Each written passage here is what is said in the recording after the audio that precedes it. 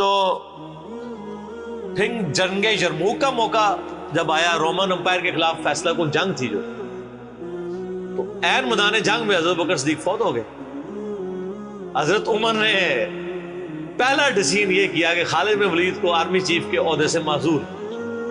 ہائے ہائے سر، بالکل آپ آخری اوور چل رہے ہو اور آپ کا جو پلیئر سینچری پہ سینچری مارو، آپ اس کو کہیں اس کو واپس آ جاؤ اور ایک نیا پلیئر بھیج دیں. جو کریز پہ سیٹ تھا اس کو آپ واپس بلا لو. یہ وہ شخص کر سکتا ہے جس کا خدا پہ یقین ہو. تو اور آپ کو پتہ ہے حضرت عمر کے رشتہ دار تھے قریبی، انہی کے قبیلے سے تھے حضرت خالد بن ولید.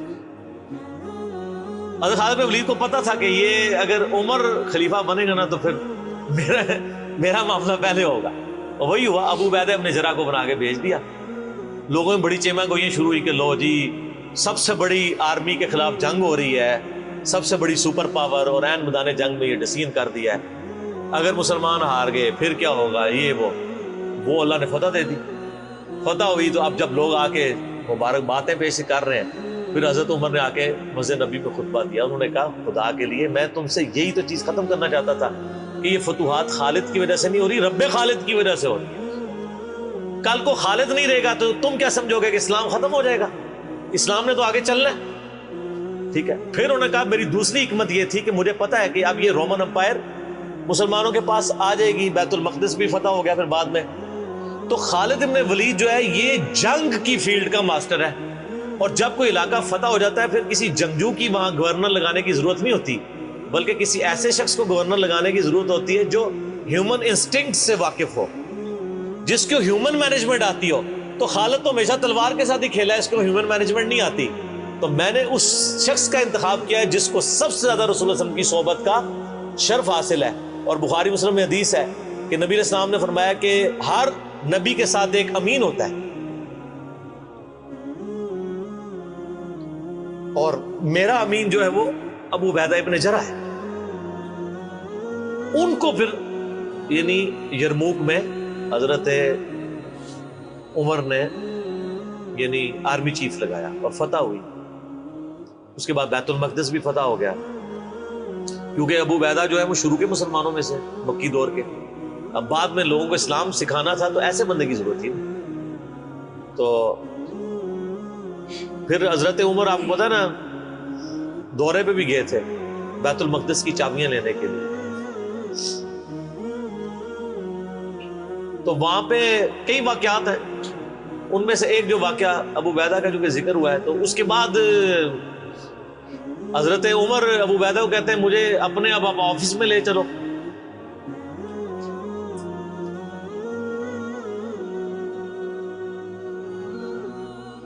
دنیا کی سب سے بڑی سپر پاور فتح کی ہو جس بندے نے، آپ سمجھیں کہ ایک بندے نے امریکہ فتح کیا ہے، کسی جنرل نے، واشنگٹن ڈی سی میں اس کا آفس تو ہونا چاہیے.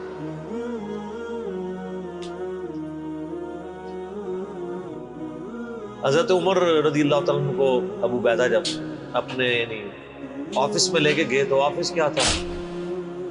اسی قلعے کا ایک پرانا سا کمرہ جس کے ایک کونے کے اوپر مصلی بچھا ہوا ہے، ایک وضو کی جگہ ہے، لوٹا پڑا ہوا ہے. یہ کل کائنات ہے. اس آفس کی جو سب سے بڑی سپر پاور کو جس بندے نے گرایا ابو عبیدہ ابن جراح نے. حضرت عمر رضی اللہ تعالیٰ عنہ کی آنکھوں میں آنسو آ گئے. انہوں نے فرمایا کہ دنیا نے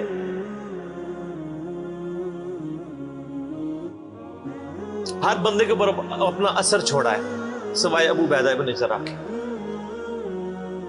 دنیا سے شکست نہیں دے سکی.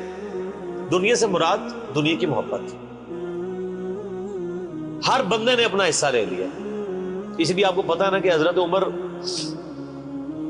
اپنے دور خلافت میں ابو عبیدہ ابن جراح کو بار بار خط لکھتے رہے کہ آپ ادھر آ جائیں، کیونکہ حضرت عمر چاہتے تھے کہ میں اپنے والد کو خلیفہ نامزد کروں، اس لیے کہ وہ امین الامت ہے. لیکن وہ پھر حضرت عمر کے دور میں طاعون کے مرض میں وبا جو پھیلی تھی شام میں، اس میں وہ پھر شہید ہو گئے. وہی ان کا پھر وہ قبر بن گئی. سر میرا سوال ہے کہ طاعون کا مرض آپ کو پتا ہے کہ کیا تھا؟ جسم پہ پورے پھوڑے نکلتے تھے کینسر کے. تو کیا حضرت ابو عبیدہ ابن جراح ناکام گئے ہیں دنیا سے؟ کیسا جی کوئی بندہ مرا تھا، بڑا نورانی چہرہ تھا، یہ تھا وہ تھا. ہر بندے نے اپنے بنائے ہوئے. ایک بندہ پھوڑوں کی تکلیف سے مرا ہے، بخاری مسلم کی حدیث ہے، جو طاعون کے مرض میں مرا وہ شہید ہے. تو وہ مرے تو بستر مرگ پہ ہے لیکن شہید ہے. اور دوسری طرف خالد بن ولید آپ دیکھ لیں، سینکڑوں جنگوں میں حصہ لیا انہوں نے، کسی ایک جنگ میں شکست نہیں کھائی، حتیٰ کہ جو کافروں کی طرف سے بھی غزوہ احد لڑی ہے اس میں بھی ان کو شکست نہیں ہوئی. جسم پہ حضرت خالد بن ولید کہا کرتے تھے میرے جسم کا کوئی حصہ نہیں جس پہ برچھی یا نیزے یا تلوار کا نشان نہ ہو. ظاہر ہے اتنی جنگوں میں زخم لگ گئے، لیکن میں بھی آج ایک بوڑھے اونٹ کی طرح بستر مرگ پہ مر رہا ہوں. میں نے سینکڑوں جنگوں میں اپنی موت کو تلاش کیا لیکن موت نہیں آئی. اس کا مطلب ہے موت جو ہے وہ اس پہ ڈیپینڈنٹ نہیں ہے کہ آپ میدان جنگ میں گئے ہوئے.